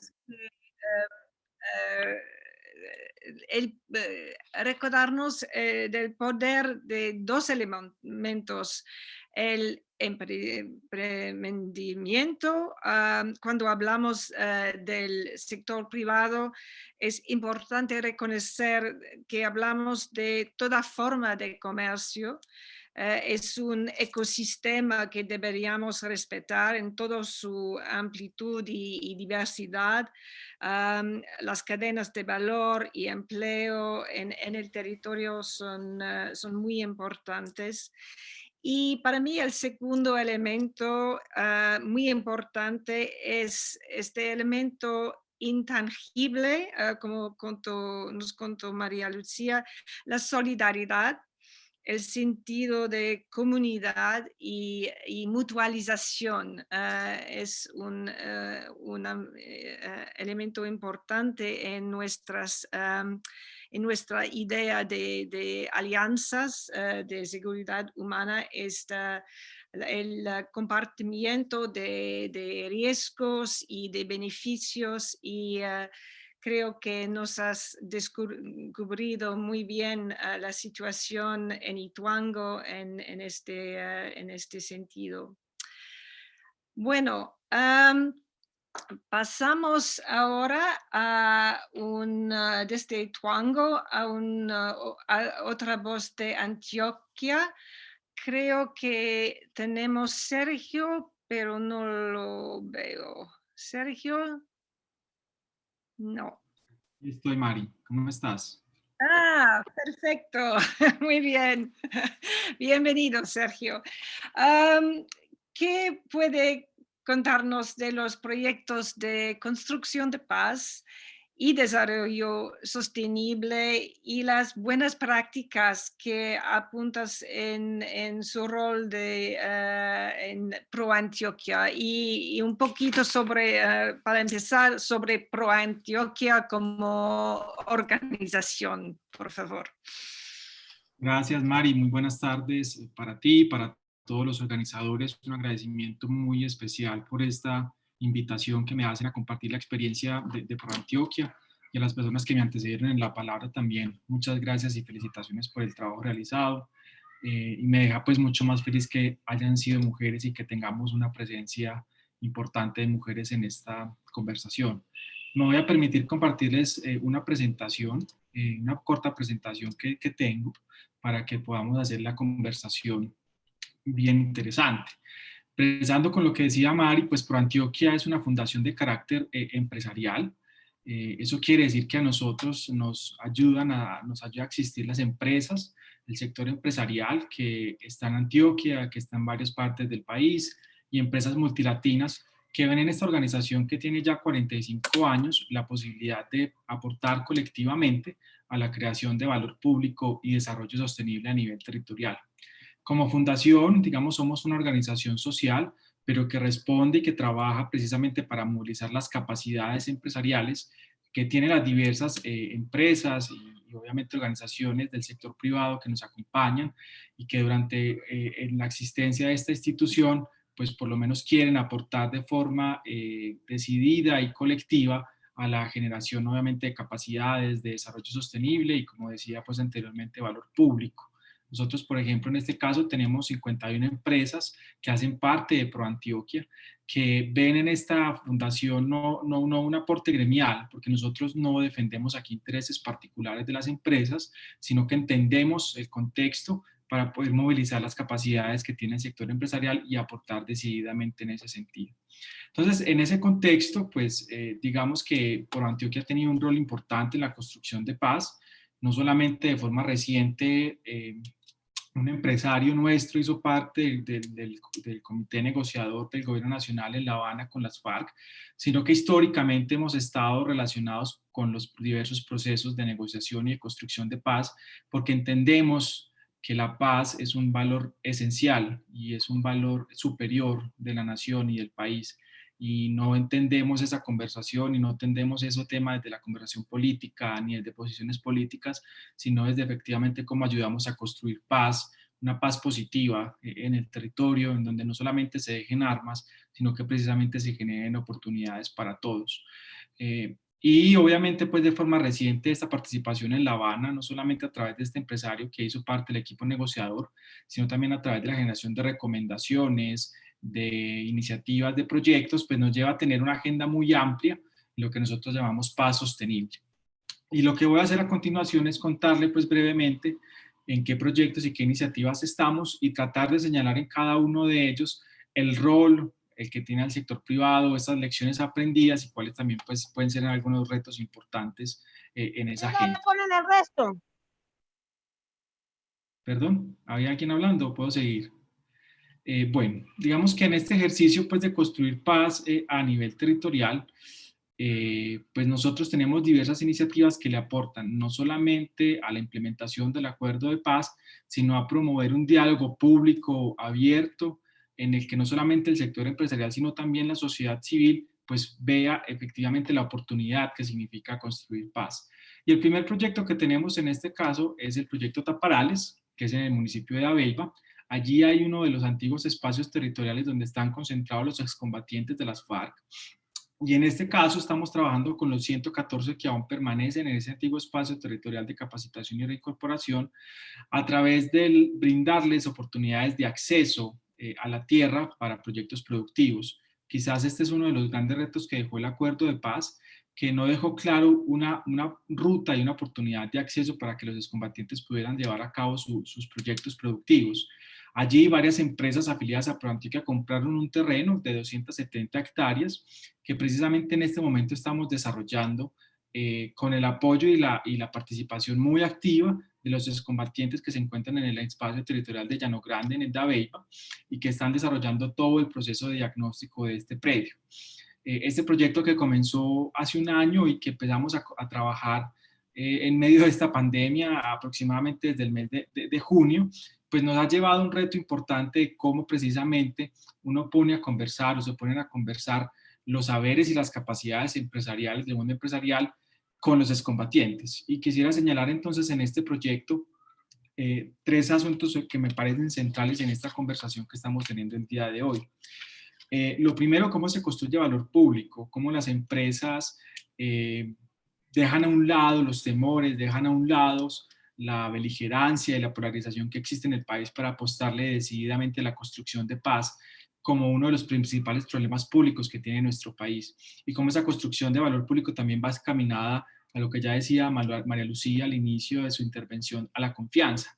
Pues porque es muy probable que las empresas en ProAntioquia y en el sector empresarial en general esté acostumbrado a comprar tierras y a generar proyectos productivos, pero nunca lo habían hecho con excombatientes. Y en ese sentido encontrar puntos de lenguaje, de capacidades, de gestiones entre excombatientes y sector empresarial no siempre es fácil. Y en ese sentido, pues una primera lección que hemos tenido en este proyecto es precisamente eso, la necesidad de construir confianza, no solamente al interior de la población excombatiente, que también tiene sus dificultades, sino también entre el sector empresarial, los excombatientes y la comunidad, pues porque al final también estamos en relación con el municipio de Dabeiba, aquí en Antioquia, y eso nos pone también en la necesidad de entablar un diálogo mucho más amplio, no solamente enfocado a la población excombatiente, sino a la integración de las comunidades y en general pues la comunidad de Taparales, que es la vereda donde se encuentra el predio, en el proyecto. El segundo es precisamente lo que también mencionaban y mencionaban nuestras compañeras de Ituango y de Tumaco, es cómo se generan capacidades y cómo esas capacidades son transferidas desde las empresas y desde el sector empresarial a este tipo de población. Pues porque al final nosotros esperamos que estos proyectos que se desarrollen en el predio sean sostenibles y en ese sentido los excombatientes tienen que generar todas las capacidades organizacionales, individuales, sociales, que les permitan llevar a cabo pues obviamente un proceso que les garantice un ingreso sostenible en el tiempo y que obviamente toda la gestión que pueda desarrollarse en los proyectos pues pueda hacerse de forma efectiva y duradera. Y lo tercero es cómo efectivamente se ponen aquí a conversar pues no solamente las posibilidades de actuación de las empresas a través de sus diferentes modelos de negocios, cómo se cierran brechas en términos de comercialización, en asistencia técnica, en conocimiento, sino también cómo se pone en diálogo ese conocimiento con otros saberes. Y es que al final del día aquí tenemos una población, en el caso pues, de los excombatientes, con una tradición muy diferente y una población civil, una sociedad civil también con necesidades muy diferentes, todos con unos conocimientos y unas capacidades diferenciales y que al final del día se ponen en conversación en el desarrollo, si se quiere, industrial de un predio o productivo, mejor, de este predio. Poner en diálogo esos modelos de negocio muy estructurados, muy bien pensados, ya desarrollados de las empresas, con las visiones, con las formas de entender lo productivo de los excombatientes y con las necesidades que tiene la comunidad, no siempre es fácil. Pero en ese sentido debemos tener desde las empresas toda la apertura y la flexibilidad de poner a conversar nuestros saberes con estos saberes, en muchos casos ancestrales, en muchos casos comunitarios y en muchos casos históricos, que al final también nos permitan generar una construcción colectiva en el territorio. Esa es como la primera iniciativa y proyecto que estamos desarrollando. La segunda está enfocada en la implementación de los planes de desarrollo con enfoque territorial, los PDET, y en este caso específico con la subregión del Bajo Cauca, vecina y del municipio de Ituango, de donde es Ana Carolina. Ahí nosotros estamos acompañando la implementación por parte de la Agencia de Renovación del Territorio y la Consejería para la Estabilización y el Postconflicto de todo el PDET de esta subregión. Esta subregión también comprende 6 municipios del departamento de Antioquia, pero también tiene municipios del norte y el nordeste antioqueño. En este ejercicio de tratar de llevar al sector privado a los PDET, pues es importante tener en cuenta varios elementos. Lo primero es el reto de la articulación, que es muy importante. Para nosotros los PEDET y los PATR, y en especial pues el del Bajo Cauca con la participación ciudadana que tuvo, se convierte en una hoja de ruta fundamental para poder generar un diálogo diferente con las comunidades, porque realmente ahí están no solamente las prioridades, sino también las necesidades que tiene la comunidad en términos productivos, en términos sociales, en términos de infraestructura. Y en ese sentido, articular eso con la hoja de ruta municipal, por ejemplo, los planes de desarrollo, la hoja de ruta departamental, por ejemplo, el plan de desarrollo departamental, con las apuestas que tiene el sector privado de desarrollo y intervención en el territorio, es lo más complejo de todos. Por eso generar incentivos para que se genere no solamente la articulación, modelos de gobernanza colaborativa en el territorio, sino también llevar al sector privado a las zonas PEDET, a esas zonas más afectadas por el conflicto, no siempre es fácil, y hay que generar ese escenario en el cual las empresas vean el retorno, y no solamente el retorno de una inversión como tal, sino el retorno de que estemos involucrados desde las dimensiones y desde la dinámica empresarial en este tipo de territorios. Y lo segundo, de manera muy especial en este territorio, es cómo específicamente proponemos y promovemos gestión de conflictos, la resolución de conflictos y la gestión de riesgos, porque precisamente en este reciclaje, como lo han llamado algunos, de las violencias, específicamente en esta zona del Bajo Cauca, es muy importante que estas capacidades que tienen, por ejemplo, nuestros empresarios y nuestras empresas de solucionar conflictos, de negociación y de gestión de riesgos, los llevemos, les hagamos una traducción para poderlos llevar al territorio y podamos generar mejores conocimientos y mayores capacidades en el territorio para precisamente enfrentar este tipo de problemas. Nosotros específicamente en Antioquia lo hacemos a través de un programa que se llama Ser Más Maestro, en el que trabajamos competencias para la mediación de conflictos a través de los profesores y los docentes de instituciones educativas públicas. Pero sin duda alguna esto hay que llevarlo a los jóvenes, hay que llevarlo a los líderes comunitarios, hay que llevarlo a los líderes empresariales también que hay en el territorio, precisamente para generar una transformación y detonar el desarrollo y precisamente la convivencia pacífica en esos territorios que también todavía tienen bastantes dificultades. También en esta subregión trabajamos en el ordenamiento de la propiedad rural y en la implementación del catastro multipropósito, por un sentido muy específico, la creación de oportunidades y la generación no solamente de derechos de propiedad, la clarificación de derechos de propiedad en estas zonas, sino también la generación de oportunidades y creación de oportunidades para el sector empresarial. Nos han dicho muy claramente, las empresas no pueden estar en tierras, no pueden invertir donde no saben quién es el dueño de la tierra. Y por eso, de solucionar este problema estructural de país, de tener claridad de estos derechos de propiedad, tener un catastro multipropósito, generar también recursos para los municipios, nuevos recursos para la inversión de los municipios es fundamental y es clave, y así lo han entendido las empresas, y por eso pues nuestra participación en este tema, específicamente pues del punto 1 del catastro multipropósito y ordenamiento de la propiedad rural. Ahí estamos participando, por ejemplo, en la mesa de tierras del municipio de Cáceres, también trabajando de la mano del sector público para que una vez implemente el catastro multipropósito se puedan llevar oportunidades y se puedan llevar proyectos productivos para que incluso sirvan de incentivo para que las personas dejen atrás, se dejen a un lado los cultivos ilícitos y entren en la cadena de la formalidad, entendiendo que así es que efectivamente podemos desarrollar una estrategia de sustitución de cultivos que sea exitosa y que vaya de la mano también de la generación de oportunidades económicas. Y ahí contamos con el apoyo de USAID, que ha sido un aliado muy importante en el territorio, no solamente a través de la cooperación, sino también a través de llevar precisamente este tipo de estrategias al territorio, y lo realizamos a través, por ejemplo, de la titulación de las entidades de derecho público. Antioquia está con la Gobernación de Antioquia y otros aliados haciendo este ejercicio de identificar qué instituciones educativas tienen que, o se debe generar, digamos, su título de propiedad para poder así potenciar e incentivar la participación del sector privado en infraestructura. Pues porque las empresas, las fundaciones no pueden generar intervenciones en infraestructura educativa, y sí que se necesitan, por ejemplo, ahora con este contexto de pandemia, tener instituciones educativas que tengan acceso al alcantarillado y agua potable es esencial, y más del 50% en las sedes rurales que tenemos en instituciones educativas en Antioquia no tienen ese acceso. Entonces, potenciar la titulación de las escuelas para generar intervenciones en infraestructura resulta también un tema muy relevante para nosotros, precisamente en ese ejercicio de llevar oportunidades al territorio. Disculpe, y por último, en este ejercicio de generar conversaciones y de propiciar el diálogo público, pues llevamos a cabo diversos escenarios de conversación, porque realmente no hay nada más revolucionario y no hay nada más rebelde que el sector privado esté hablando de construcción de paz y que así también lo haga en la construcción de verdad. Y trabajar con la Comisión de la Verdad también ha sido un reto muy importante, precisamente porque eso lleva la conversación a otro nivel y lleva las necesidades a otro alcance, cuando nosotros propiciamos que las empresas estén participando activamente en la Comisión de la Verdad, precisamente como un mecanismo de cierre del conflicto armado.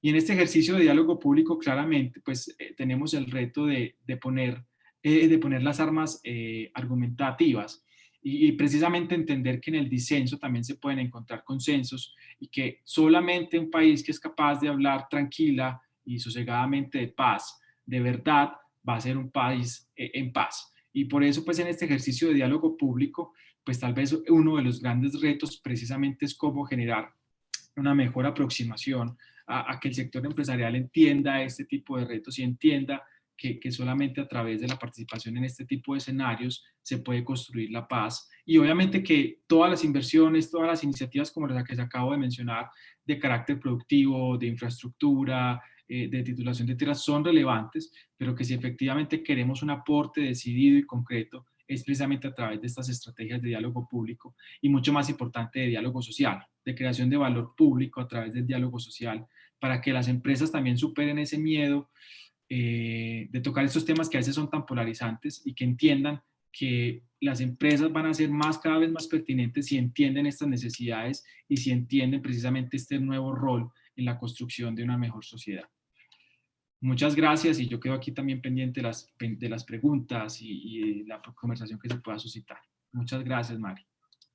Muchas gracias a usted, Sergio, y gracias no solo por su intervención, sino también del trabajo muy relevante e importante que está generando las capacidades y confianza para diálogos sostenidos entre el sector privado y poblaciones marginalizadas.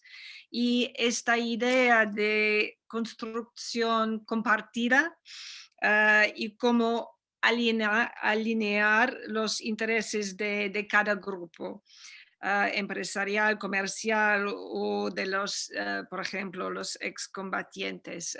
Creo que es este concepto de una tarea compartida, un esfuerzo junto es muy importante en este sentido de construcción, la paz,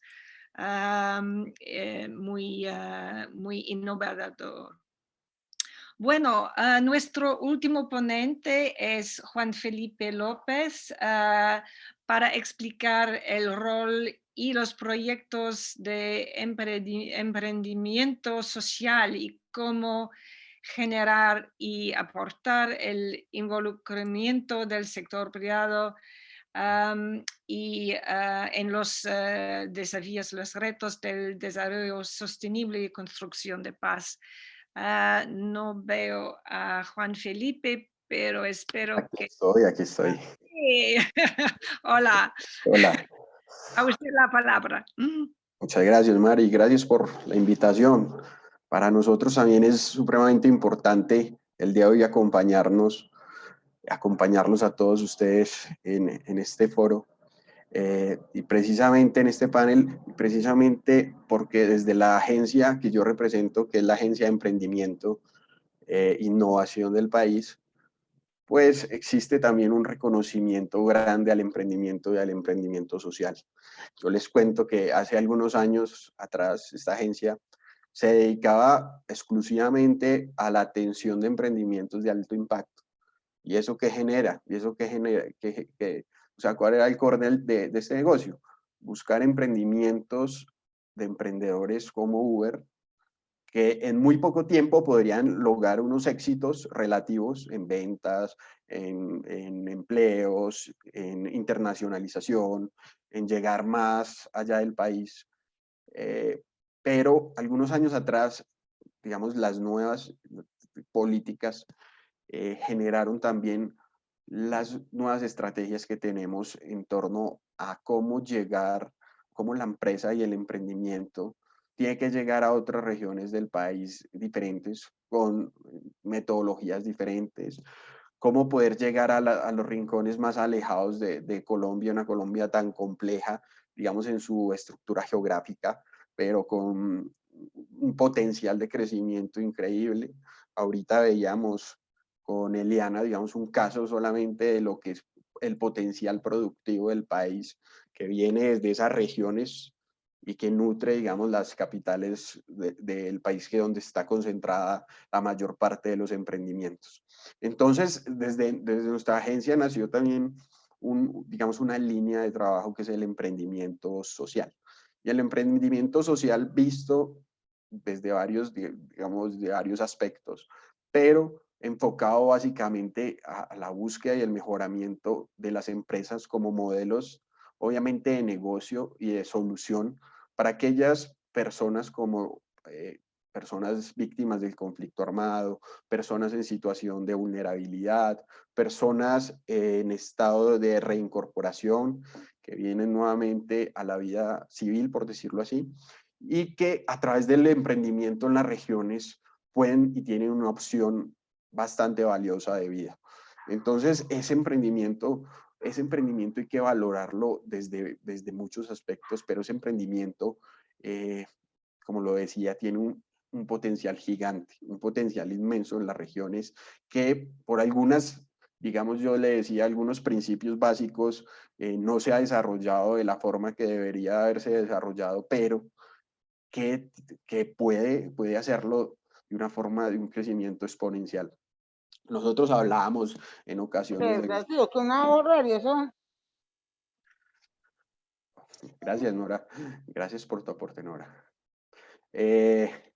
Entonces les decía que estos micronegocios, así como el que nos hablaba ahora Ana Carolina en Ituango, pueden tener un potencial de crecimiento inmenso si lo tratamos desde varios aspectos. El primer aspecto que hay que tener en cuenta acá, en todos estos temas de emprendimiento y de creación de empresa y la empresa como solución de crecimiento en el individuo y en la comunidad, es un tema de formación. Nosotros en ocasiones pensamos que por el simple hecho de crear un negocio ya sabemos cómo funciona. Y existen varios indicadores en el país que nos dicen que la formación en emprendimiento y en empresa es muy débil. Al ser tan débil esta formación en emprendimiento y en empresa, vemos que obviamente a la hora de crear la empresa, pues la sostenibilidad en el tiempo va a ser limitada porque no sabemos cómo manejarla. Es así que tenemos que buscar alternativas de solución a la formación en empresa y emprendimiento. Ese es, digamos, uno de los principios básicos. Y hay veces nosotros también peleamos en el sentido de que una empresa para su creación necesita o no necesita dinero. ¿Qué fue primero, el huevo o la gallina? Y es una discusión entre la gente de emprendimiento, pero lo que sí les digo a ciencia cierta es que yo puedo crear una empresa pequeña, pero sí sé cómo manejarla, si reconozco los problemas que tengo y el potencial de crecimiento al cual yo puedo llegar, esa empresa puede tener un éxito más adelante. Entonces, el tema de formación, y es un tema básico para el emprendedor y la empresa del país, se va a volver fundamental en los próximos años. ¿Y por qué en los próximos años? Ustedes me dicen, ¿por qué va a ser en los próximos años? Lo que se está estudiando y analizando es que la formación de emprendimiento es una formación que debe partir desde el mismo colegio. Los niños en sus colegios deben saber qué es emprendimiento, cómo hacer sus emprendimientos, la forma adecuada de montar sus empresas y ciertos factores que influyen en ellas. Entonces, esta es una motivación, digamos, adicional que nos llena para llegar a esta formación en emprendedores. Ese, digamos, el primer aspecto que tenemos ahí relevante. El segundo aspecto de micronegocios y negocios en las regiones del país es cómo hacemos para identificar ese problema de la población. Y ese problema de la población, que se encuentra en Tumaco, que se encuentra en Ituango, que se encuentra en Apartado o en Chocó, ese problema lo podemos resolver con ayuda nuestra, con ayuda del gobierno nacional, con ayuda de la empresa privada. ¿Con qué factores podemos resolver esos problemas que nos impiden llegar a nuevos mercados o a potencializar los mercados que tenemos en la actualidad? Conocimos y hemos conocido proyectos que solo con pequeñas inversiones de recursos, rompiendo esquemas y paradigmas de su negocio, pueden duplicar o triplicar sus ventas. ¿Qué significa entonces eso? Que el emprendedor o la empresa que se monte en cada una de las regiones, antes de montarla o en el transcurso de identificación de sus necesidades, debe valorar ese problema y buscar una solución práctica que le permita encadenar su proyecto a otros proyectos y sucesivamente lograr, digamos, llegar a los mercados potenciales. Entonces, digamos, eso es otro de los factores principales que nosotros... ¿Sí? 2 minutos. Listo. Ese es otro de los, digamos, potenciales que tenemos nosotros a la hora del tema empresarial en las regiones. Y como les decía, y para finalizar, el emprendimiento lo hacemos todos. La empresa, nosotros, cualquiera puede ser emprendedor si tiene una buena idea y la maneja de una forma adecuada. Y existen en el país ciertas instituciones que les pueden ayudar a cada uno de ustedes como emprendedores. Nosotros ya estamos utilizando una palabra que se denomina un poco sofisticación del negocio.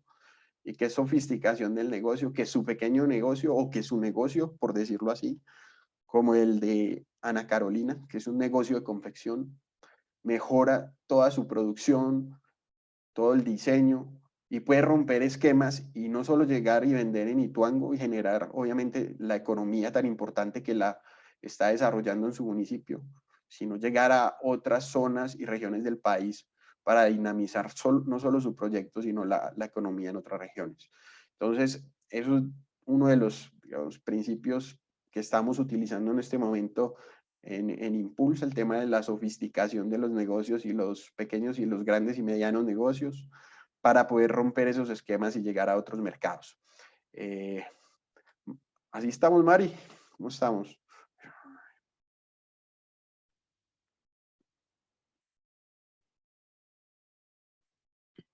Disculpe, sí puede terminar, sí.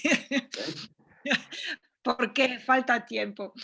Bueno, muchas gracias. No, quería simplemente mostrarles muy rápidamente y compartirles el nuevo, digamos, el esquema al cual nosotros queremos llegar. No solo emprendimientos de alto impacto, como se los mencioné, y empresas de alto impacto que, si bien generan desarrollo y crecimiento y sostenibilidad en algunas zonas del país, pero queremos que ustedes, los emprendedores de las regiones, se fortalezcan cada vez más. Y como queremos, de todas maneras, que ustedes se fortalezcan cada vez más, abrimos esta dirección de emprendimiento social para trabajar con estas comunidades y poblaciones que les mencioné.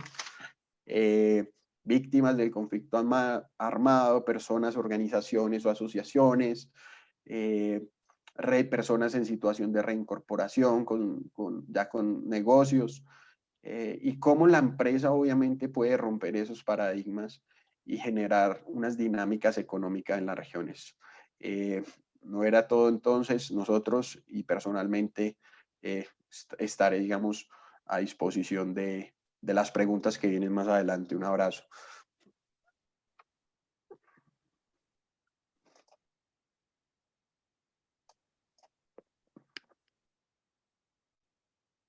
Gracias.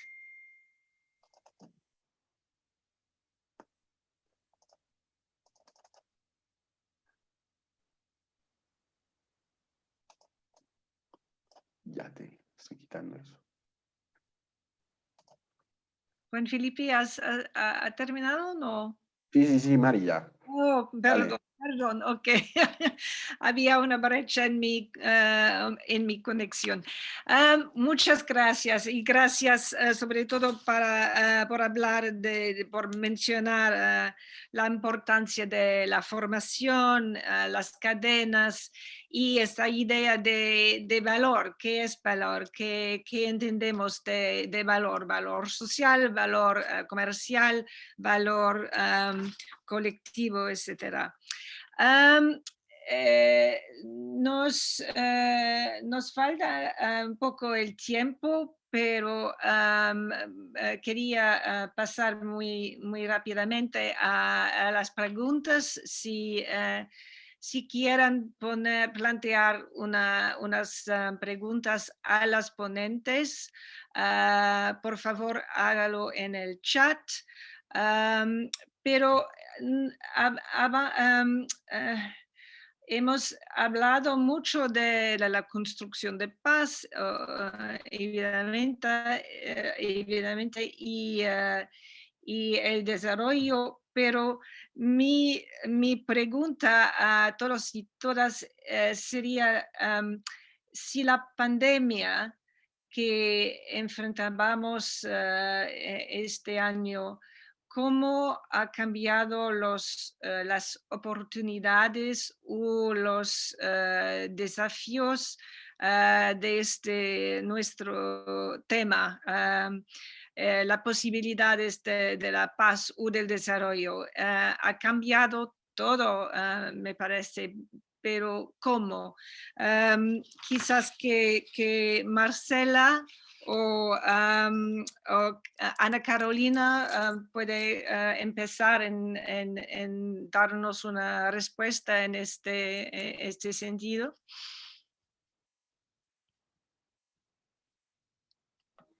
Hola, qué pena. ¿Me repites la pregunta, por favor? Es que estoy con una brechita. Si piensa que como la pandemia, el COVID-19 ha cambiado las posibilidades para la construcción de paz y sobre todo el rol del sector privado en contribuyendo a esta construcción y al desarrollo. Hola, claro que sí. Se ha visto una brecha, pues es algo increíble cómo el COVID nos ha cambiado la vida a todos, ¿cierto? Claramente el sector privado se ha visto muy afectado pues en sus ingresos, pero sigue haciéndose presente. Digamos como que ahí es donde vemos realmente cuáles son los resultados del proceso de paz, ¿cierto? Porque desde ese punto de vista individual, nosotros mostramos cómo es que hemos aprendido a perdonar y a comprender el punto de la otra persona.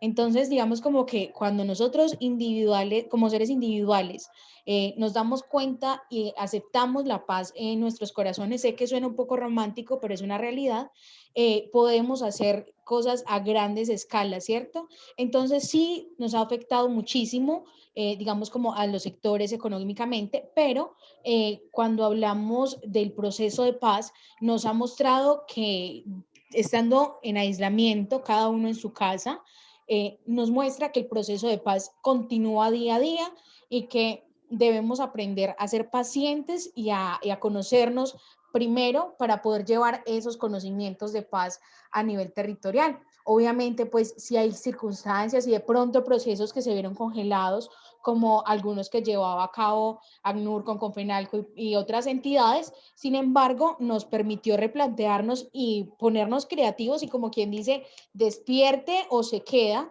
Entonces, a las personas que de pronto no se les facilitaba la utilización de equipos electrónicos, les tocó despertar y adaptarse al cambio, y yo creo que de eso se trata la paz, adaptarnos al cambio, aceptar que lo que pasó, pasó y que nos duele, sí, pero hay que seguir que es que la vida sigue y que hay personas que se quedan en el camino, claro, con ese tema del COVID-19, pero gracias a la prudencia y desde el cada uno nos vamos dando cuenta cómo una cosa logra complementar la otra, ¿cierto? Si desde el COVID-19 nosotros usamos el tapabocas, el distanciamiento social, no nos permite, digamos, evitar la propagación. Lo mismo pasa con la paz. Si tú eres paciente con tu prójimo, si tú respetas sus ideas, respetar no significa compartir, respetar es aceptar que el otro piensa diferente y que yo pienso diferente, y eso nos hace complementarios.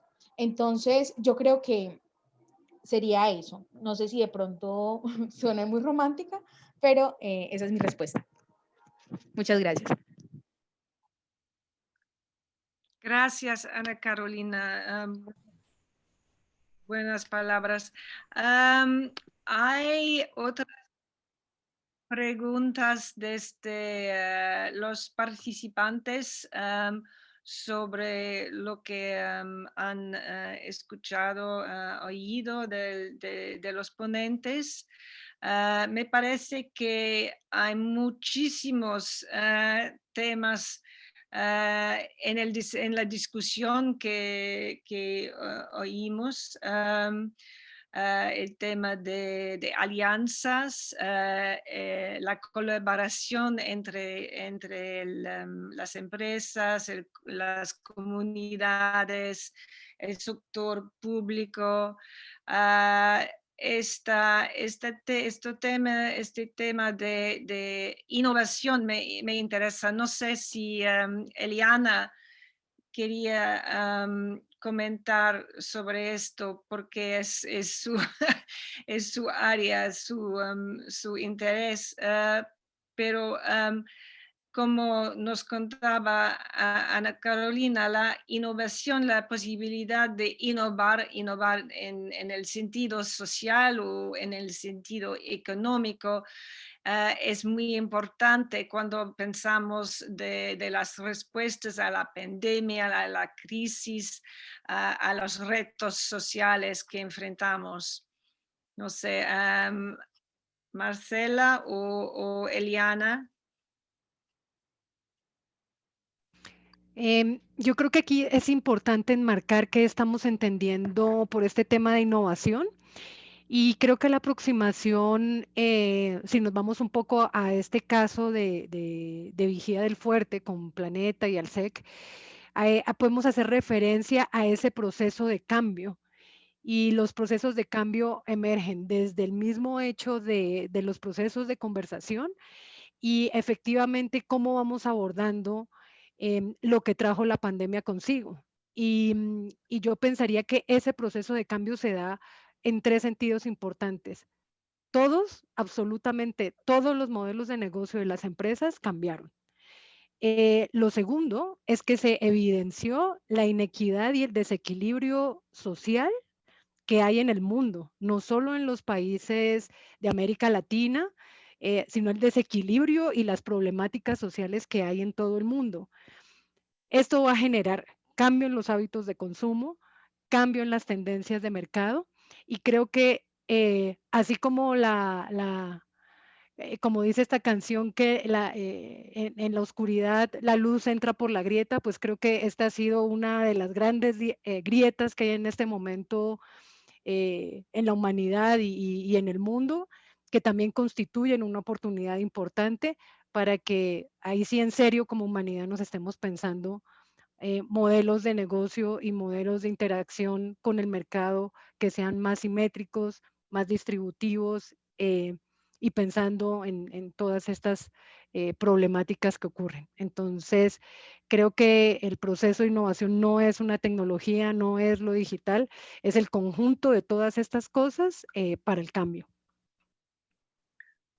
Gracias, Eliana. Sí, estoy de acuerdo. Tengo una pregunta de Jimena que quería plantear antes de todos. ¿Qué estrategias se pueden utilizar para acercar a la empresa privada y a las asociaciones en los municipios más vulnerables?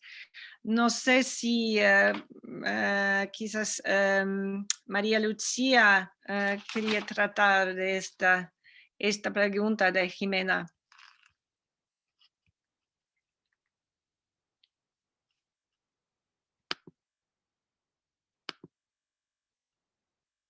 No.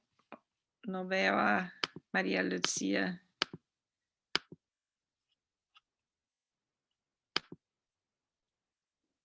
Sergio. Bueno, yo pudiera, no es como mi fuerte, pero quisiera contarlo a partir de la experiencia, como lo hemos hecho desde la escuela Taller de Tumaco. Y es que, por ejemplo, yo soy mucho de revisar cuál es como el objetivo de la empresa puntual. Entonces reviso cuáles son sus intereses, con qué población les gusta trabajar, a qué le están apostando. A partir de eso comienzo a elaborar como una propuesta que conjuga los intereses de la empresa, pero también el objetivo misional de la Escuela Taller de Tumaco. Entonces mi función es estar como en un constante relacionamiento interinstitucional con las empresas, vendiendo prácticamente lo que hacemos. Para contarles brevemente, tuvimos una experiencia con Miroal. Miroal es una empresa encargada de la construcción de la Universidad Nacional. Sin embargo, ellos tenían un componente de responsabilidad social empresarial y a partir de eso nosotros ofrecimos unos cursos de formación asociada a la construcción. Entonces generamos como una sinergia muy interesante con Miroal, la Universidad Nacional, Escuela Taller de Tumaco. Entonces nosotros les ayudamos a cumplir con el objetivo que ellos buscaban de formar la población, digamos en el tema que estaban trabajando puntualmente, que era la construcción. Y así estoy llegando a las empresas, a la cooperación, a gobierno nacional. Entonces es como tener claridad del objetivo, pero también buscar que otras instituciones, empresas, organizaciones están trabajando en esa misma línea y saber vender el producto o el servicio. Sí. Gracias. Buena respuesta. Mari. Sí. Sí, yo quería complementar la pregunta, la respuesta mejor que acaba de decir, que acaba de hacer Marcela muy bien hecho, con 4 elementos muy importantes. El primero es que tenemos que obligar, o digamos, tenemos que cambiar la mentalidad de las empresas de lo que se llama la famosa área de influencia. Muchas veces las empresas solamente trabajan en aquellos municipios en los cuales tienen operación. Y claramente los retos que tenemos como país y en construcción de paz y desarrollo sostenible implican que las empresas tienen que trascender esa noción de ir a municipios donde no están, donde no hay nadie, donde no hay sector empresarial y construir desde ahí. Lo segundo lo acaba de decir Marcela muy bien, alinear capacidades y alinear algo que es muy importante, es visiones, pues porque los intereses difícilmente se alinean, pero una visión de construir paz o de tener desarrollo sostenible es muy importante. Lo tercero es precisamente entender el rol de las empresas en el territorio, que sea un rol pues obviamente para generar valor, no para extraer únicamente valor, sino para generar valor para todos. Y en ese sentido la noción de grupos de interés es muy importante y la comunidad juega un papel muy importante. Y por último, que existan proyectos detonantes de desarrollo territorial. Digamos que en este contexto de pandemia y de crisis generadas por el clima y demás, pues las empresas claramente van a hacer donaciones y aportes importantes, pero para conciliar mejor la participación de las empresas, precisamente en este tipo de municipios y con este tipo de asociaciones, es claro que deben existir proyectos e iniciativas detonantes de desarrollo territorial. Y en ese sentido que tengan un carácter estratégico, que tengan un carácter sinérgico con otros municipios, con otras asociaciones, que estén apuntando directamente a problemas públicos reconocidos. Son condiciones y criterios muy relevantes para que las empresas participen más en este tipo de municipios y obviamente con este tipo de asociaciones. Muchas gracias, Sergio. Nos falta el tiempo. Quería dar la palabra a Janine para hacer una muy breve síntesis de la discusión, pero creo que no nos queda el tiempo. En vez, lo que hacemos es que Janine hará un relatorio y evidentemente viernes compartirá sus conclusiones con nosotros todos. y para hoy, quería decir además que María Lucía tenía un problema con el acceso, es por eso que no podía contestar. Entonces, lo que me queda es de agradecer a todos de participar en esta primera mesa. Creo que hemos oído unas intervenciones muy relevantes y interesantes, y lo que me encantaba es que no solo que eran interesantes y relevantes, pero también hablaban el uno a otro. Entonces, doy la palabra, creo, a Oscar para decirnos unas indicaciones y una palabra sobre la evaluación. Pero para mí, de mi parte, gracias a todos y buenas noches de Londres. Oscar. Gracias, Mary. Muchísimas gracias a todos ustedes por estar presentes, por su participación. Para nosotros es enriquecedor contar con ustedes en estas discusiones. Lo último, queremos recordarles, por supuesto, que mañana tenemos otra sesión de nuestro evento. Será mañana y el día miércoles. Y por supuesto también están muy invitados el día viernes a la sesión final, a la sesión plenaria. Como lo decía Mary, tendremos en ese momento los resúmenes, las conclusiones de todas las mesas en ese espacio. Entonces no se lo pierdan. Bienvenidos todos, mismo espacio, mismo lugar. Y queremos hacer una última petición. Queremos invitarlos a que participen de un ejercicio que tiene como objetivo medir la percepción sobre si las alianzas para la seguridad humana pueden facilitar la co-creación de soluciones que transformen la economía, la gobernanza y las condiciones sociales a nivel local. Por favor, realicen una pequeña encuesta de 6 preguntas en el link que en este momento estamos adjuntando en el chat.